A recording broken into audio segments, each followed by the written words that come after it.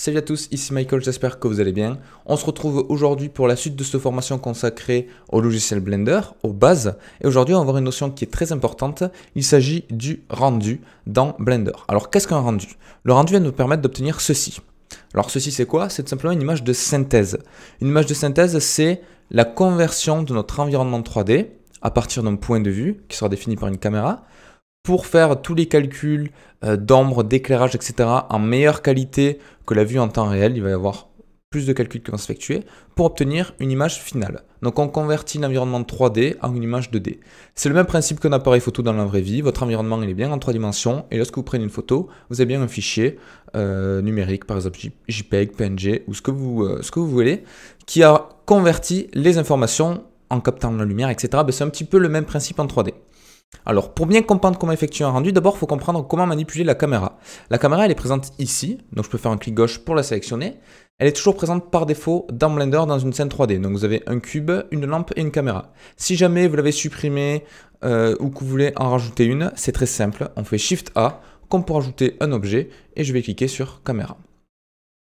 Donc, pour passer en vue caméra, comment on fait? Parce que je rappelle qu'avec le pavé numérique, on peut passer en vue de face avec 1, en vue de dessus avec 7, vue de côté avec 3, etc., etc.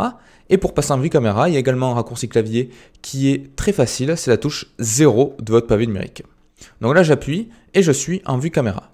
Alors, petite subtilité, imaginons que je veuille bouger ma caméra. Donc là, je suis en vue caméra, on le voit bien parce que j'ai le petit rectangle qui m'indique le champ de vision de celle-ci. Si je fais une rotation après avec mon clic-molette, ma caméra, elle n'a pas bougé.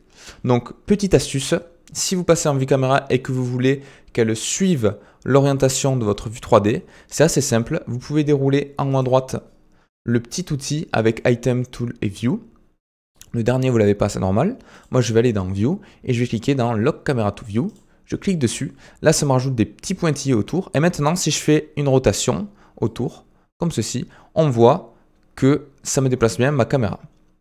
Donc si je zoome, ça va zoomer avec la caméra. Si je dézoome, ça va reculer la caméra. Je peux la déplacer en faisant de rotation. Shift et clic molette me permet de la déplacer comme je le souhaite. Donc voilà. Et je peux me mettre par exemple ici. Alors si je veux obtenir quelque chose de vraiment propre, donc là vous voyez que j'ai décoché Lock Camera to View afin de pouvoir me redéplacer dans la vue 3D. Je peux aller dans Item. Et dans Rotation, je vais faire un backspace, c'est-à-dire la touche effacée au-dessus de votre entrée sur rotation et ça me met tout à 0. Et je peux faire pareil sur la location. Et là, du coup, ça m'a tout réinitialisé et ça va me permettre d'obtenir l'angle que je souhaite précisément. Parce que là, j'avais fait des rotations à la main, c'est pas très précis. Alors moi, ce que je vous conseille quand on déplace la caméra, c'est de faire ceci, de scinder votre écran en deux ou en plus de parties. Là, il y en a plus, mais minimum 2. En haut à droite, de mettre une vue 3D. Cette vue 3D, c'est celle à partir de laquelle vous allez déplacer votre caméra. Donc avec Z, je peux mettre un wireframe. D'ailleurs, vous voyez qu'en ayant deux vues 3D, on peut tout simplement mettre une vue fil de fer à droite et une vue rendue à gauche si je le souhaite. Et là, l'avantage, c'est que les deux vues sont synchronisées. C'est la même scène. Donc si je déplace... Là, je peux mettre en vue caméra à gauche. Si je déplace ma caméra dans ma vue de droite, avec G par exemple, en temps réel, je vais pouvoir voir le déplacement qui s'effectue ici. Donc là, je peux la déplacer comme ceci. Voilà, je peux faire une petite rotation en X. Voilà, je peux faire un petit G pour la déplacer. Voilà, et je la positionne vraiment comme je le souhaite. Ok. Donc là, on va dire qu'elle est positionnée comme je le souhaite. Donc en haut à droite, je peux me remettre, c'est un Shaders Editor il me semble, je peux le remettre comme ça. Donc là, notre caméra est correctement positionnée. Maintenant, ce que je vous conseille, c'est de faire une petite rotation de la table parce que c'est vrai qu'on a rarement des photos qui sont prises exactement en face de notre objet. Donc je peux faire un RZ, faire une petite rotation donc dans le sens que je veux. Donc voilà, on va la mettre comme ça, c'est peut-être un peu trop. Allez, comme ceci. Et donc là, c'est bon. Notre caméra est positionnée, notre objet également. Maintenant, on va voir comment effectuer le rendu. Donc au passage, on a des petits paramétrages de caméra qui peuvent être sympathiques. Donc si je clique dessus, qu'elle est sélectionnée, en bas à droite, mon Object Data Properties passe bien en logo caméra. Et là, j'ai différentes informations qui s'offrent à moi. Pardon. D'abord, j'ai le type de caméra. Là, on est en perspective. On peut mettre en orthographique si on souhaite un rendu sans perspective. Donc ça peut être sympa pour des petites animations 3D ou des petites images un petit peu cartoon. On a ensuite, si je repasse en perspective, la focal length. Donc la longueur focale, c'est en gros, ça va vous changer le champ de vision de la caméra. Donc plus le focal length va être petit, plus votre field of view, c'est-à-dire votre angle de la caméra va être important. Donc par défaut, il est à 50, il me semble. Ouais, je refais des CTRL Z, voilà. Donc moi, je vous conseille de laisser à 50. Sinon, si vous êtes un artiste dans l'âme ou si vous avez des connaissances en photographie, vous pouvez vraiment toucher à tout ce que vous voulez pour obtenir des trucs assez sympas. Quelque chose qui peut être intéressant aussi, c'est le depth of field, c'est-à-dire faire un focus sur un objet et rajouter du flou. Donc par exemple, là, je peux, en baissant le f-stop au minimum, voir comment se comporte le focus de ma caméra. Voilà, donc ça c'est quelque chose qui peut être utile. Donc c'est quelque chose qui est un petit peu avancé, donc on va pas le traiter sur ce cours concernant les bases. Donc sachez qu'il y a différents paramétrages de caméra qui sont possibles ici. Bon, maintenant, ce qui va m'intéresser, c'est les différents paramétrages de rendu. Donc comment obtenir cette image finale, qui est une image que vous pouvez traiter ensuite dans Photoshop ou autre qui est externe à Blender. Donc pour ce faire, vous allez aller ici dans le Render Properties, et là on va avoir pas mal d'informations. La première, c'est le Render Engine. Donc souvent, j'en ai parlé, on peut passer dans différents moteurs de rendu. Nous, aujourd'hui, on va traiter uniquement le Eevee. Quelque chose qui est important, c'est le sampling. Le sampling, comme j'ai expliqué à la vidéo précédente, c'est le nombre de calculs qui va être effectué avant que Blender considère que le processus soit terminé.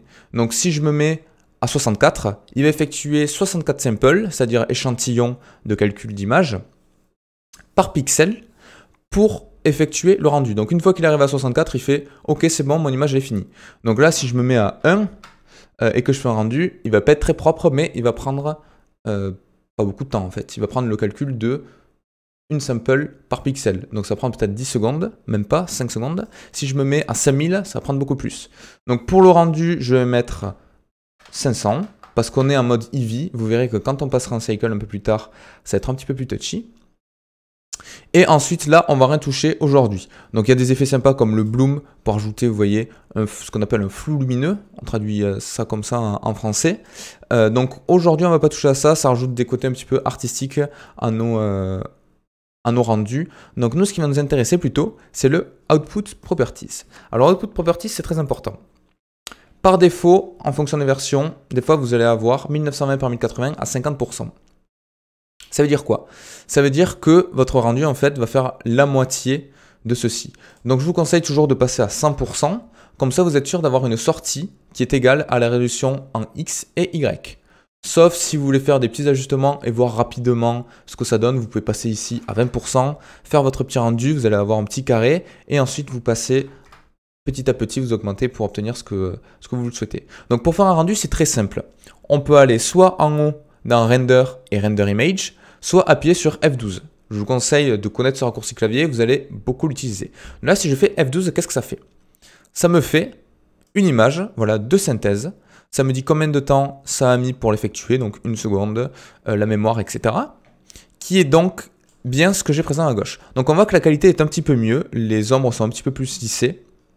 Après, il n'y a pas beaucoup de différence. Ça vient de quoi? Ça vient tout simplement qu'on ait le même nombre de samples, que ce soit en render ou en viewport. Si en viewport, là, je mets 10, alors on a quelque chose qui n'est pas très propre, ça bug un petit peu d'ailleurs, parce qu'il n'y a pas assez de samples pour faire les calculs. Si je mets 150, il faudrait trouver, voilà, 150 par exemple, c'est à peu près bon, quoique ça bug encore un petit peu. Sinon, je vais augmenter le render, je vais le mettre à 1000. Et je fais un F12, ça prend un petit peu plus de temps du coup, vous le voyez. Ça prend 2 secondes, le double, mais on a quelque chose qui est encore mieux. Donc plus vous mettez des samples, et plus bien évidemment le rendu final sera correct. Ok, donc ça c'était pour les samples. Quelque chose qui est intéressant, comme je vous ai dit, c'est ce pourcentage. Si je le mets à 10%, on va avoir 10% de 1920 par 1080. Donc ça peut vraiment vous aider parce que là, ça a pris même pas une seconde pour vérifier que votre éclairage est bon, que votre caméra est bien positionnée. Si vous ne voulez pas le faire dans la vue 3D, vous pouvez le faire rapidement en faisant un rendu assez rapide. Un autre avantage, c'est, imaginez vous voulez faire un rendu en 4K, vous pouvez mettre 200%, ça va doubler toutes ces valeurs. Et du coup, là, si je fais F12, je vais bien avoir un rendu. Bon, qui va prendre du coup un petit peu plus de temps, parce que plus vous mettez des samples, ça prend du temps évidemment, mais plus vous mettez de pixels, et ça va être exponentiel, parce que le nombre de samples, c'est par pixel. Donc si vous mettez 100 pixels, par 200 par exemple, ça va prendre 2 fois moins de temps que si vous mettez 200 par 400. Donc là, vous voyez, le temps de rendu est assez important. Donc on va le laisser, normalement ça ne devrait pas prendre beaucoup de temps. Et une fois que le rendu va être effectué, ça va directement vous afficher cette image. Donc c'est ça l'avantage du Eevee, c'est que quand même le temps de rendu est assez faible. Là, vous voyez, ça y est, ça m'a fait le rendu. Et donc j'ai mon rendu en 4K ou en 2K, je ne sais plus combien j'ai mis de pourcentage, qui est bien effectué. Donc voilà, vous pouvez changer pas mal de paramétrages à ce niveau-là pour le rendu. Je vais repasser à 100%. Ensuite, pour les outputs, c'est plus si vous souhaitez faire de la vidéo. Donc, on le verra quand on aura fait la petite animation. Et donc, voilà. Ah, je ne vous ai pas montré comment enregistrer une image une fois que vous avez fait un rendu. Ça, c'est très important. Donc, j'appuie sur F12 pour faire mon rendu. Il y a un petit calcul qui va s'effectuer. Là, je suis toujours à 100% pour ma résolution. Donc, ça va me faire du Full HD classique, 1920 par 1080. Et là, si je veux enregistrer cette image, c'est très simple. Je peux faire Image, Save As. Et là, je peux enregistrer mon image au format PNG, au format JPEG, ce que je souhaite. On a différents paramétrages, la compression, si je veux le mettre à 100%, à 0%, je peux. J'ai juste à renommer mon image, à l'enregistrer là où je souhaite, faire Save as Image, et ça va me l'enregistrer sur mon PC. Donc voilà, c'est tout pour aujourd'hui concernant le rendu. À la prochaine vidéo, on va voir les bases de l'animation, où on va faire une rotation autour de notre table avec la caméra, et on verra comment exporter une vidéo. Et je vous dis à tout de suite. Ciao.